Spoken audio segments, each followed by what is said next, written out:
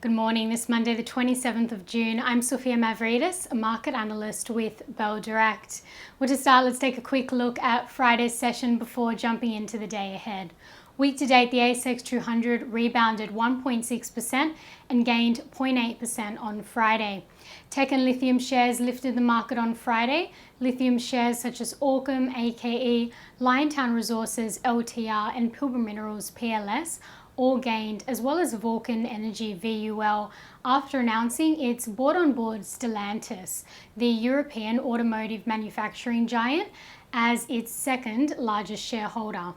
And tech stocks made strong gains on Friday. It was the best performing sector, up 6%, with family app Life360 and BNPL company Zip leading the ASX 200, up 22% and 25% respectively. The tech rally followed the jump in US tech shares the previous session. The most traded stock by Bell Direct clients was Lake Resources, LKE, which rebounded 15% on Friday after falling 55% Monday to Thursday following the departure of the company's CEO. Lake Resources was the worst performing stock of the week, down 49% Monday to Friday. And also highly traded on Friday was Chalice Mining, CHN, Westpac, WBC, Amcor, AMC and BHP Group.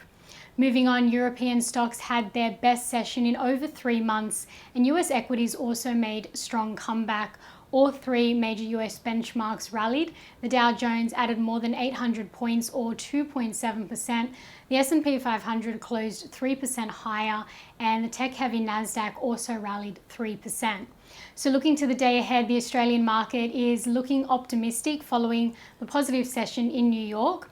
The SPI futures are suggesting a lift of 1.6% at the open this morning. In commodities, oil has dropped further, now trading around $106 a barrel, with expectations of a slowdown in demand and the production shutdown in Libya, making it more difficult for OPEC to meet the production targets. Meanwhile, the price of gold is higher while seaborne iron ore is in the red. And watch Metcash MTS today, it's set to report its earnings.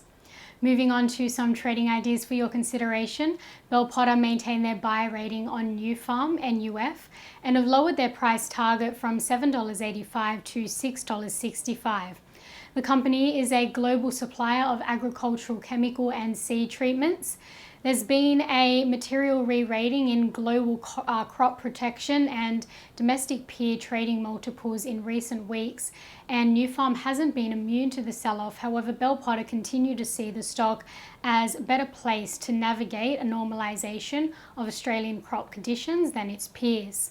From its current share price of $4.99, the price target implies 33% share price growth in a year. And Trading Central have identified a bullish signal in Woolworths Group WOW, indicating that the stock price may rise from the close of $35.46 to the range of $37.60 to $38.10 over 23 days, according to the standard principles of technical analysis. And that's all we have time for this morning. I'm Sophia Mavridis with Bell Direct. Have a great day and happy trading.